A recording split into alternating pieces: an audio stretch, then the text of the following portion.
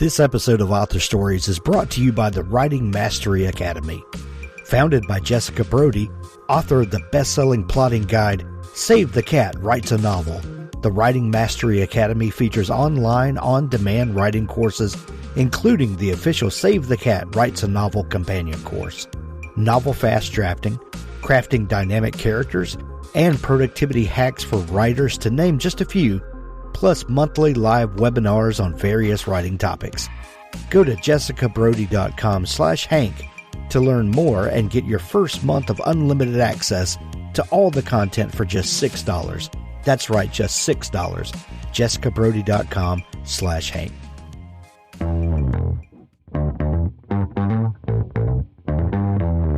You're listening to the Author Stories podcast, bringing you the story behind the stories and the storytellers.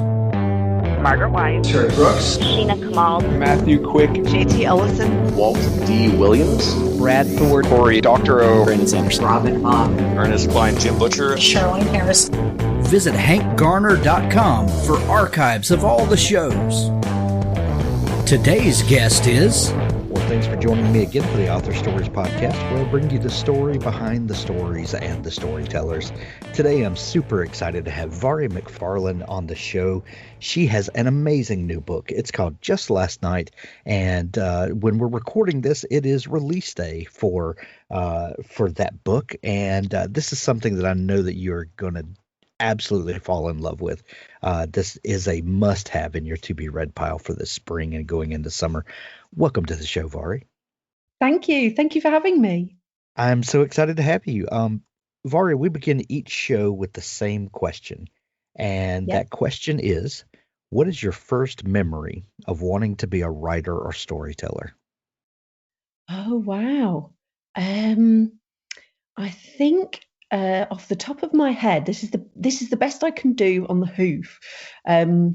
But I think that it was writing a story called The Adventures of Snaily Snail, about a snail when I was about, 6 or 7 or something. This is the kind of thing where your parents are actually better testimony than you. I think my mother would remember all about it, but I'm pretty sure I designed the jacket artwork and demanded that my parents listen to me read it. It's not a lost masterpiece. I love that you envision the entire product, cover and all. That's pretty fantastic. I think I knew a publishing deal wasn't coming my way. Were you a bookish kid, Mhairi? Were you one of those kids that walks around with her nose in a book all the time?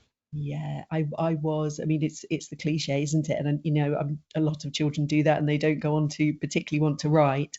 But yes, I did, and I was quite precocious as well. My mum had a lot of kind of like 1980s sort of feminist literature and essays and politics stuff, and I would just nose through that. I mean, one of the funny things about books is we don't really, we don't in Britain, and we didn't in my household, don't particularly age protect them.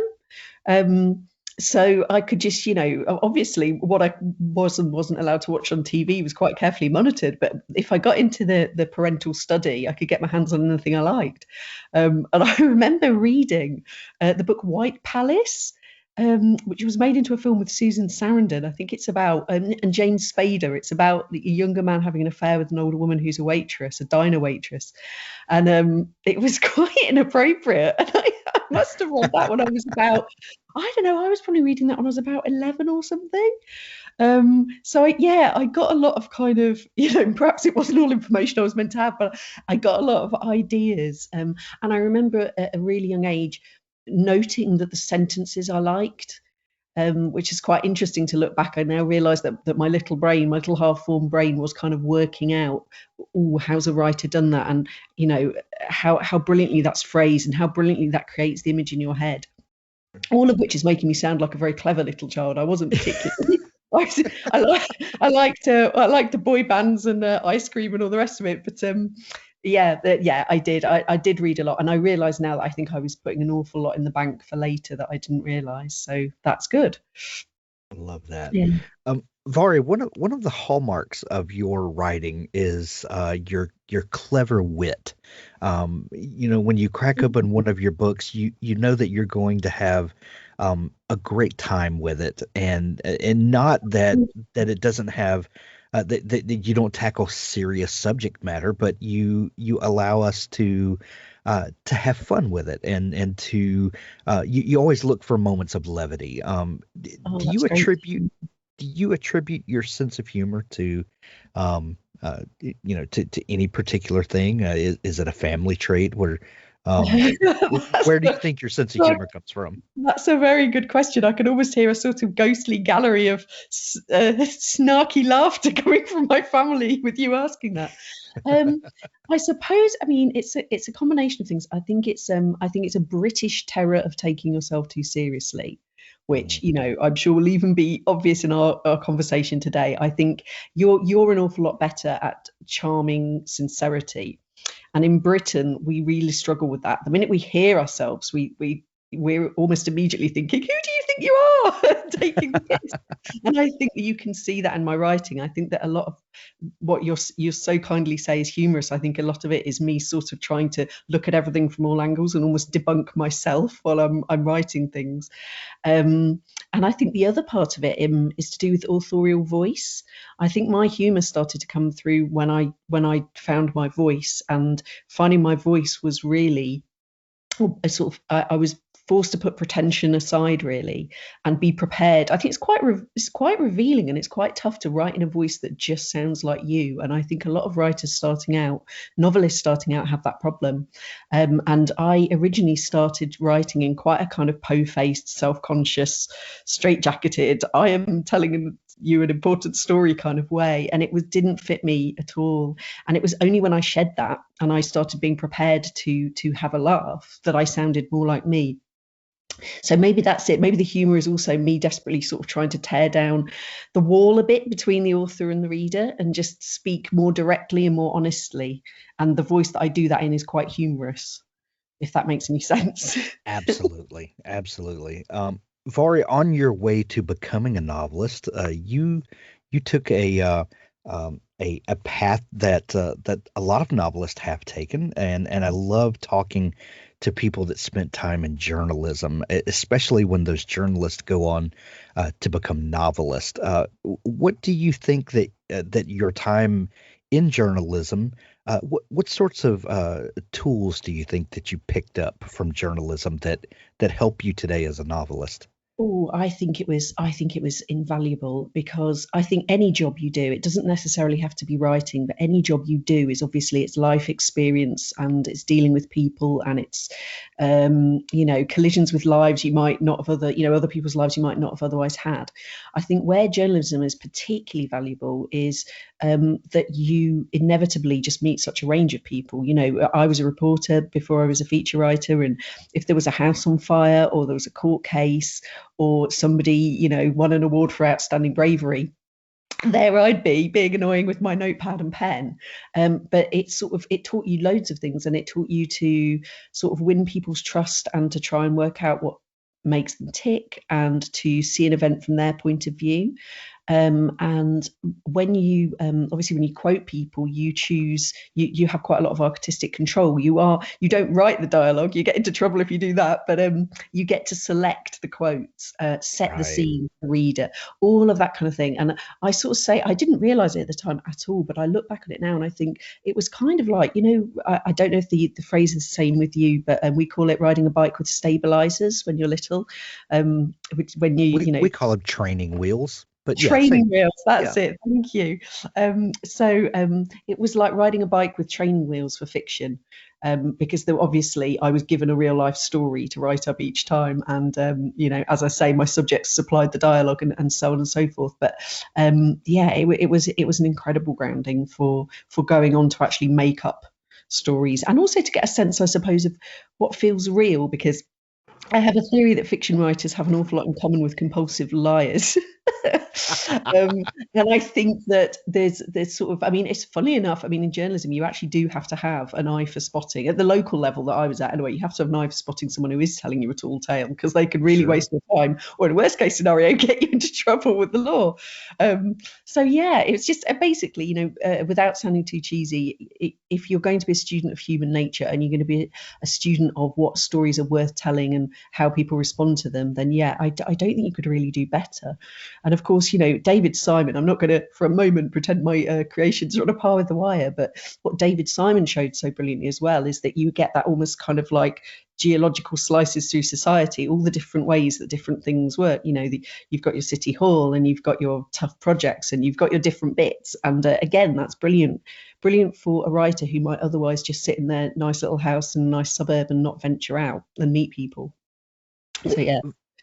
Vari, we writers hear this advice, and I'm not sure who said it originally, but it's been repeated by lots of people, that to be a writer, you really need to read a lot and you need to write a lot. You need to practice that, and you need to read what others have done, and sort of get that. But I like to add a third to that, and the third rule that I think is that you need to talk and listen to people a lot. You need to not only read a lot, but listen to real life, listen to people around you, and interact with people. And I think that's vitally important. And what better way to do that than as a journalist? I mean, you get Absolutely. To, people will say things to you that they won't say to anyone else, and people will also hide things from you. Absolutely. I think that's a brilliant point, Hank. And I think actually, I wish in a way the advice would now move a little bit more towards your emphasis than you need to read a lot, because I think that's become so hackneyed. And I think it's almost at the risk of making people think, oh, if I've not read all the classics, and you haven't read all the kind of, the Booker Prize winners this year, then I've not done my homework. And I agree with you, because actually other human beings are the ultimate homework here. And it's endlessly useful to see how other writers have interpreted life around them. But you're right. What's wrong with interpreting life yourself? And exactly. I think from listening to people, as you say, what's so interesting is how people justify, how people rationalize. That is very useful for the kind of novel I write, because a lot of the time what I'm trying to do is take you on the same journey that the protagonist goes on in terms of reinterpreting people and situations around them. And I think you can only do that plausibly if you really pay attention to how do people deceive each other, how do people lie, how do people justify doing things they perhaps shouldn't. I think you've got to get that right. And I think readers really respond when they feel that's been well observed. Because I know how annoying I find it when a book's packed full of, just implacable Marvel villains. Not that Marvel villains aren't great fun, but, at the end of the day, Wilson Fisk is a bit of an outlier in terms of bad people. And I find it a lot more interesting to write. I would much rather write a good person doing a bad thing and telling themselves it's okay for them to do it. And how do you learn how people do that? Well, you look around you. I say as if I've never done a bad thing. Of course not. I'm going to virtue. I just have to watch all the vice around me. Your first book that you published, You Had Me at Hello. Was that the first book that you had written? It was a joint full length manuscript with an unpublished work that I still have somewhere, which was based. It was more of a thriller, and it was based on a newsroom, an office, write what you know. So yes and no. I don't know. I suppose we're allowed to count full-length manuscripts that didn't get picked up.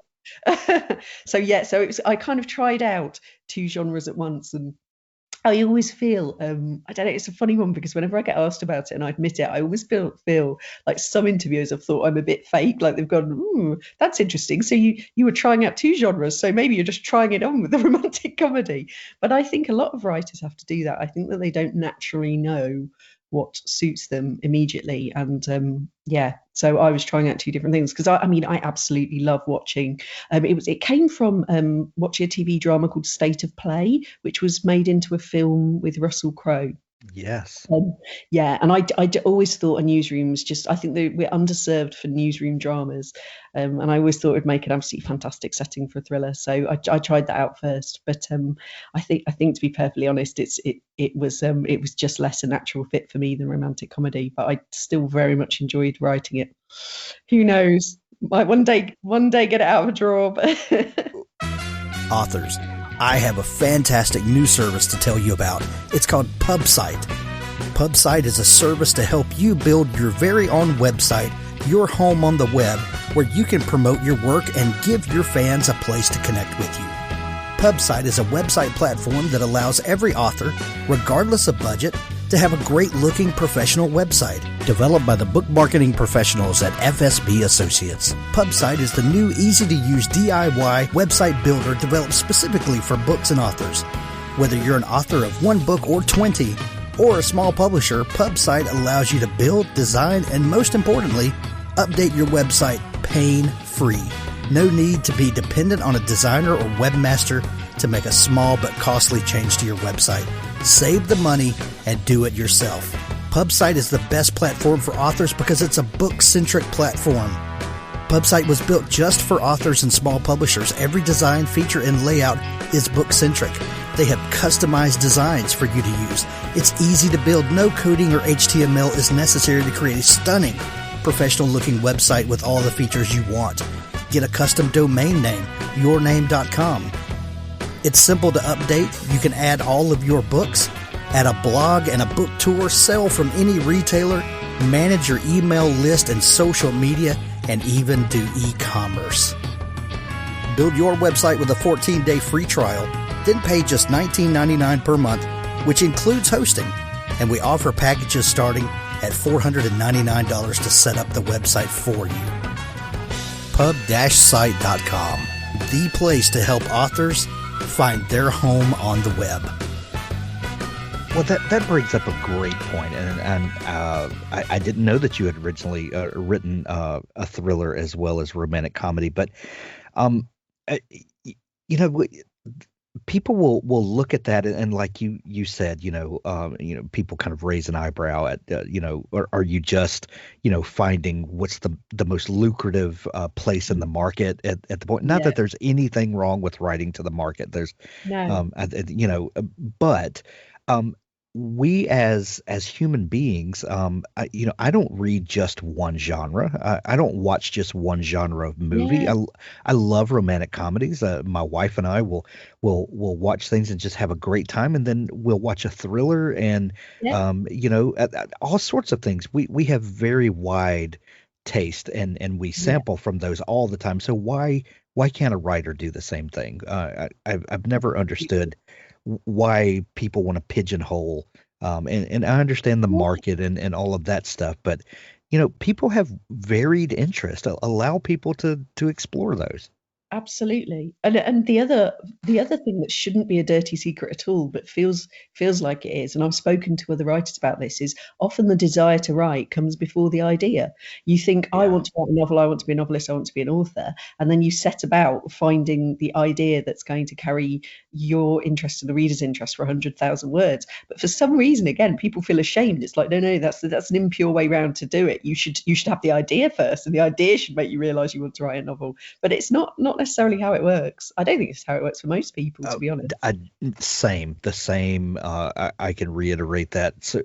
So we've done over 1,000 episodes of this show, and I think that desire to write almost always comes before that golden idea, and that's one reason I asked you if You Had Me at Hello was the first book that you had written, because there are just about every author has a book or 3 or 10, that are sitting in a desk drawer or a trunk, somewhere that just it wasn't the right idea for the right time or whatever it is, for whatever reason it didn't get out there.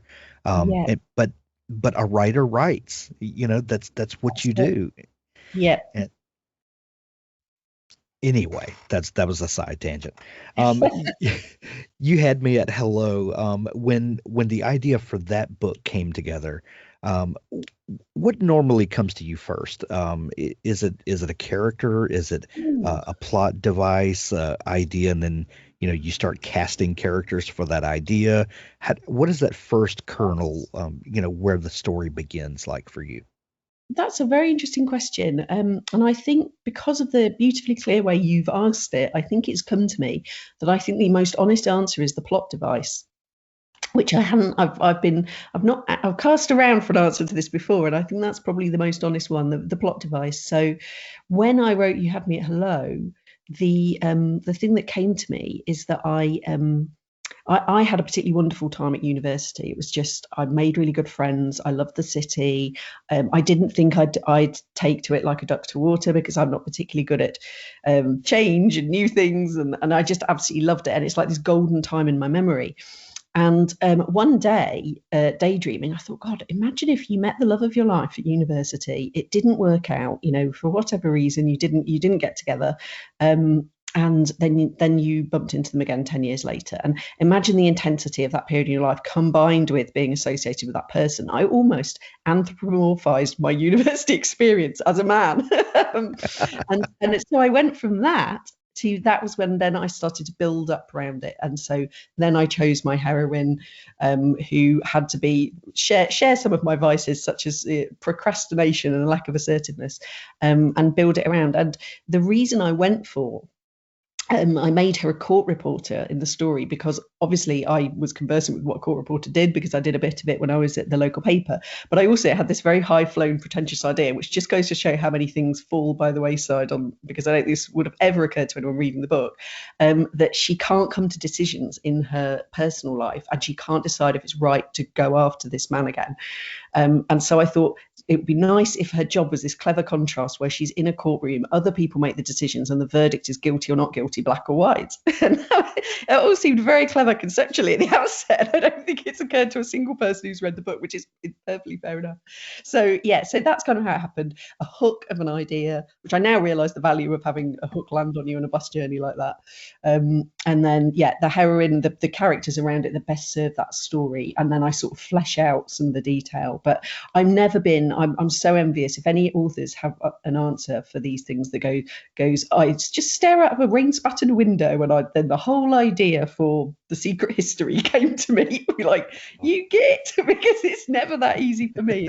It's far more an unglamorous casting around of sort of fitting bits of Lego. Would you have Lego? Sure. Yeah. Lego together and try to go, does that work? Is that if I built a little car there that can run? But that's really interesting when you say, what is it that comes to you first? I think I now realize, yes, it is the plot device. And once again, I'm wondering, does that actually sound really cynical? But No, not at all. I think that, we're just being honest. That's what, everyone comes to the craft differently, and stories, at the end of the day, stories are still just kind of magic. They just kind of, and we just get to be along for the ride, and everyone's experience with that is a little different. You did mention something a moment ago that I find interesting, and I've often thought about this.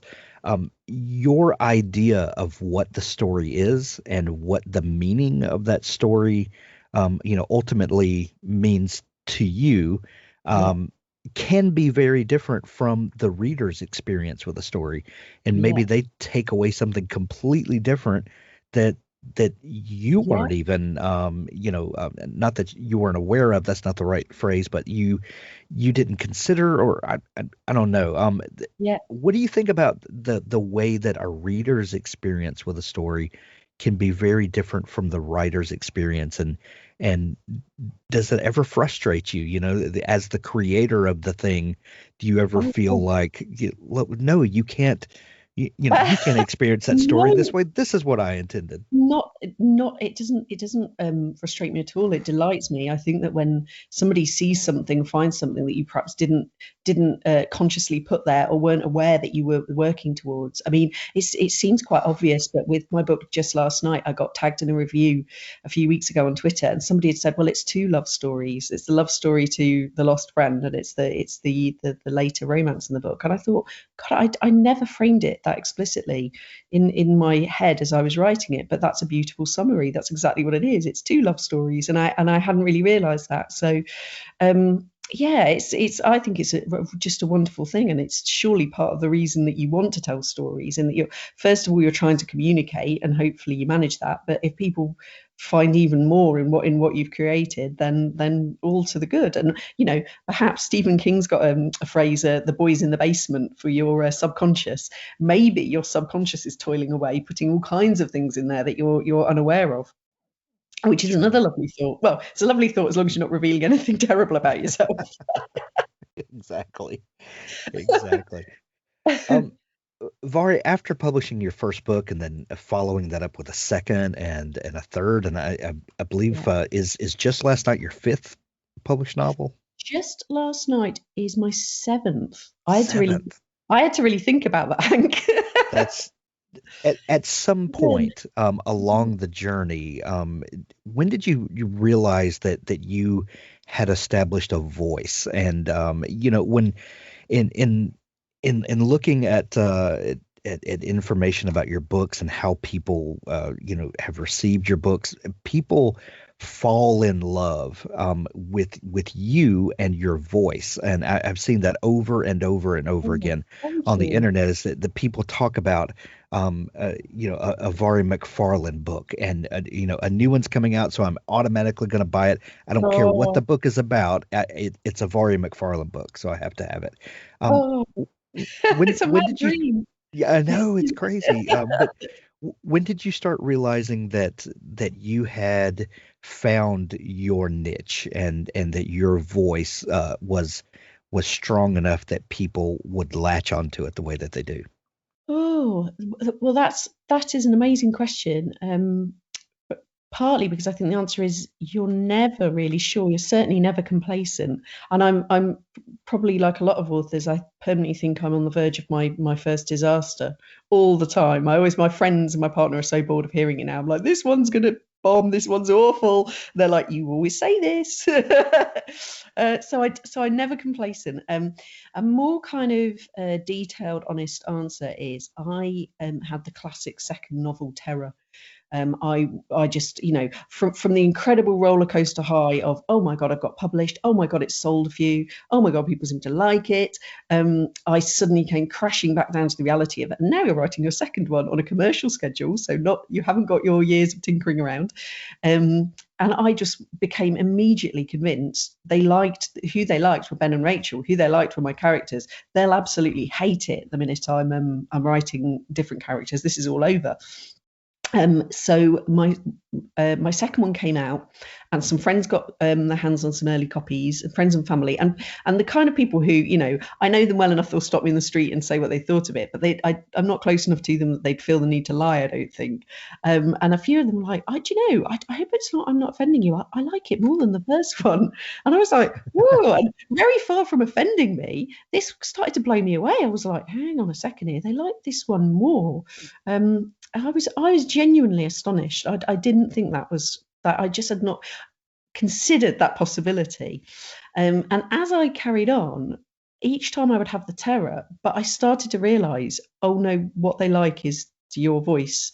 What they like is you, not the characters, not the specific idea, which is just kind of amazing to me, really. But I would hope I'm not complacent. And I think something that readers always want is, first of all, they want you to genuinely love it yourself. I think that the worst thing you can do is get cynical and crank something out and think, you'll like it. I can't really be bothered, but maybe you'll like this.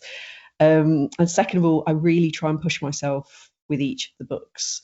Each time I try and bite off more than I can chew, really, which might sometimes might undo me, but I try and push forward. So I never feel like I can just rest on the laurels of they like my voice. I'll just carry on writing in that voice and just, sort of knock anything out to a formula. Like I very much feel that I have to keep earning that goodwill.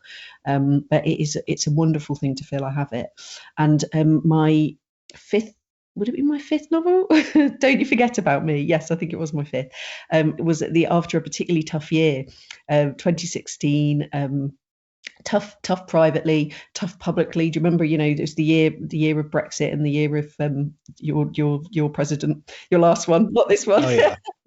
And the year all the famous people died, and it was just, God, it was horrible. And that was a really, really tough year. And I stalled. I had a really torturous process with Don't You Forget About Me, and that came out, and that got me my deal with William Morrow in the States, and that again did well. And that was another moment of, I think this is going to be okay. Like, even when you think it's all going wrong, people will come back and listen to you, which is the most, it is just the most extraordinary privilege. I know there's always a danger of sounding a bit cheesy at moments like this, but it is absolutely true.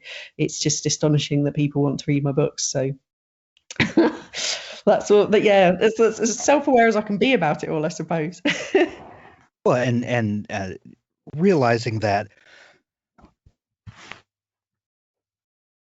Excuse me, sorry about that. Realizing that is a real gift, knowing that that people are reading for a reason, and all the self-aware things aside, that's a great place to get to. It is. Yeah. I've been fortunate with my publishers as well, in that they've never ever asked me to do the same thing twice. They've never said, that sounds a bit too much for you, or that sounds a bit too dark a topic. They've always said, oh, that's really interesting, that's an adventure, yeah, perhaps you should try that. And I think that's been really important, because I have not had that confidence on my own. Had they said, oh no, romantic comedies, no, that's not acceptable, rein that in, don't do that, I would have 100% listened and gone, okay, I won't do it. So it's a nice combination as well of being creatively pushed a little bit, I think. So your new book, Just Last Night, it is a fantastic book. We've got this group of friends, and I think we all can relate. And that's another thing about your books, is they're so relatable. You drop us into a scenario that we feel like that any one of us could. I mean, this could be me and my friend group. It just feels so comfortable, and I mean that as a compliment. But Eve, Justin, Susie, and Ed, tell me about them. Where do they come from, and how did you land on these characters? Well, I think Eve is just thinly veiled Vari. In a lot of her tastes, habits, and attitudes. And Susie is very much that girl at school. I have been friends with that girl. I have never been that girl. The kind of I think there's a joke in the book about how she's Laura Palmer crossed with Jane Austen's Emma. It's like the kind of the prom queen girl, but she's very sardonic and funny and quick with it. And it says a lot that she's chosen Eve as her best friend. But I thought she was, you're always kind of looking for the dazzling contrast, I suppose. And Eve and Susie are very much the kind of dazzling contrasts. And then you've got Ed as the Mr. Nice, the kind of, the Dawson of the Creek, the stand-up guy who'll be there, who kind of knits them all together, the substitute father. And then Justin, the kind of caustic wit and the outrageous one. And this is a character that I routinely write in ensembles. I'm always looking for the one that will be outrageous and rude and say the thing, what they say the quiet part out loud. That's the modern phrase for it, isn't it? Justin Right. is they were quiet part out loud. And you're always kind of looking for, because that character always kind of cuts through like the lemon juice through any sugar. And kind of the idea of they were two at school, two groups of best friends. So you've got even Susie as the girls and Ed and Justin as the boys, and they've kind of glommed on together and become this little undefeatable four. I really liked, I've written a lot of ensembles and a lot of friendship groups, but I've never written the continuity friendship group before that met at sixth form. I'm not sure what you would call that in America, the age 16 to 18 at school. Sure. And High then school. high school friends that are still knocking around together in the mid-30s, with a slight question that I didn't fully dig into in the book. I'm not sure that whether or not it's always a great thing to have that comfort zone friendship group, that sometimes it can hold you back a little bit. There's a very caustic remark in it by the fiance, Ed's fiance Hester saying, it stops you all looking for partners because you're almost each other's de facto partners, which is I love giving a potentially astute observation to a nasty character, leaving you in that funny grey area of they might have a point. It's like that Onion headline, what is it, the worst person you know just made a great point. So sorry, that's a very long and rambling answer to saying I always love writing ensembles and love writing friendship groups, but you are always looking for that kind of, very defined contrasts within it of temperament and disposition. I suppose they all have a love of irreverent wit in it. They were all a bit outrageous and a bit sweary and a bit rude because that's just fun to write. But in their disposition, they're all very different, I would say. Well, you've got this great friend group that we all can relate to, and we all want to connect with in some way, and then you do something horrible to these people. Authors do that, don't they? At what point do you realize, oh, these people are too perfect? I've got to do something really bad to them. I tell you, with the particular bad thing, I actually did have real regret because I really liked the character and I wanted to keep writing them, and hopefully they do remain a presence and a voice within the novel. But yeah, it upset me, but then there's that terrible authorial thing where you're like, if this is upsetting me, I'm probably doing something right. It's probably going to translate to the reader that I don't want to do this. So yeah. Man. So when you're writing, do you consider yourself a pantser or a plotter? Do you know the trajectory of the book from the beginning, or are you discovering it along the way in the same way that we readers do? I would say I am 70% plotter and 30% pantser. I could never just be full pantser. I don't really know how people do that. I need to know. I have a destination in mind, and there's big things that are going to happen along the way that will get us to that destination. And possibly just last night, it's more obvious than others because the ending is deliberately designed to match the beginning, to bring the story full circle and put the person back where they started in some ways, and perhaps, but emotionally not back where they started. So I know where I'm going. And I also think of it as in the journey of the book, if I'm pointing things out that I want you to look at, if I'm building you towards feeling a certain way or seeing certain things, I generally want to be doing that for a reason. So that is all for me. That is all part of plotting. I need to know why I'm telling you this in chapter 3. I mean, it makes it sound like a thriller, which is ridiculous, and obviously it's not that. But I still think that the disciplines of books with twists and reveals are actually very useful for all writers. So that is why I get it all sorted. And from a practical point of view, when you're writing on schedule, you actually need to be fairly sure you're not going to get 3/4 of the way through and realize you need to unpick it. So just from a practical point of view, I think an awful lot of authors on kind of schedules like mine would be plotters. I leave 30% pantsing because, first of all, you need to leave yourself some surprises, and I think that when authors do those very exhaustive, this is going to happen in every single chapter, I think you can start to deaden your own excitement for writing the thing. So I would never do that. I also think that you don't have all your good ideas up front. I think some things will organically grow, and you've got to be open to that. And if you've plotted it to the nth degree and you've not left yourself any space, then you can't kind of organically follow a good idea. It was quite early in the process, but just to give a specific example, in Just Last Night, the fiance Hester is a dreadful nightmare and quite an acerbic person to write. In my early drafts, she was a really nice person because I thought that it made Eve's dilemma with Ed all the more horrendous if it was she's a really nice person and she likes me and she wants me to be her bridesmaid and all the rest of it. I thought she was going to have a terrible time of it, but it didn't work. And I think that's another thing that authors kind of keep as a dirty secret. Sometimes the cake will not bake and you just cannot work out why. And then I remember sitting there morbidly staring at a chapter not working and changing Hester around and having Hester walk into a pub and say, "Who's drunk then? Eve, you look drunk." And Eve just thinking, "God, I hate her." And at that moment, it was like, ping, and there's Hester. She bounces off the page. So if I'd plotted something right up to the end of the book that required Hester to be an incredibly nice person, I wouldn't have had the freedom of maneuver to do that.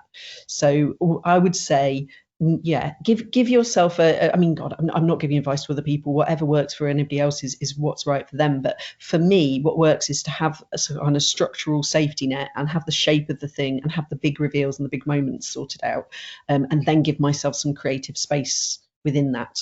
So yeah, can't just say plotter, can't just say pantser. Bit of both, but heavily more on the plotter side, I would say. Yeah, definitely. I see. I'm like you. I see the benefits of both. And I think I kind of weave in between there, or take things from both camps. Yeah. Vari, with this being your 7th book, how has your process changed over the course of those 7 books? Obviously, you're approaching your daily writing differently now than from the beginning. But are there changes that you purposefully made, or just noticed that you have grown in your daily habits throughout this journey? Do you know what, Hank? I've realised that there is quite a simple and short answer to that. No, I haven't changed. I'm still a procrastinator who drinks loads of black coffee, runs up to the deadline crying and tried to write it all overnight. I will always be that person. I think I've come to peace with that. The one thing that I have definitely changed from the start, and it's a very simple thing, and this is I never usually give advice, because first of all, I don't think I'm qualified, and second of all, I just think advice on the whole can be a bad thing. But I would definitely give this advice to any writer. In my first novel, I think I would have believed that if I overheard a clever remark or an interesting thing or a funny joke, or I thought of a good line, I would go, "Oh, file that away in my brain. I'll remember that later." I have no idea why it is, but there is a delete button demon in your head.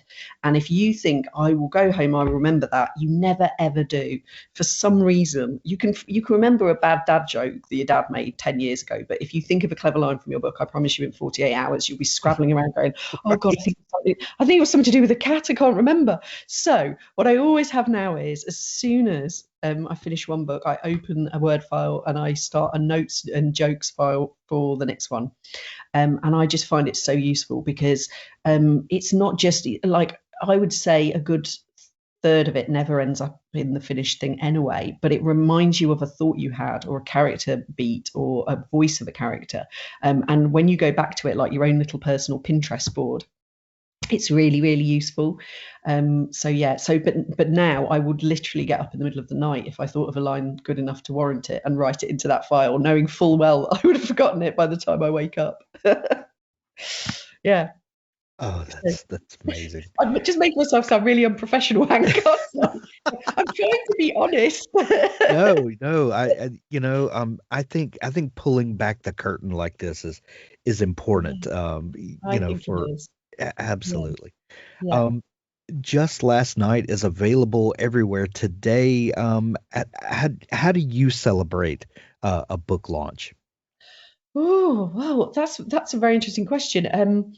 But differently, given we're in the pandemic and there's nowhere to go out to.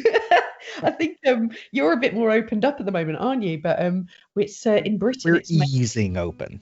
Yeah. It's May 17th.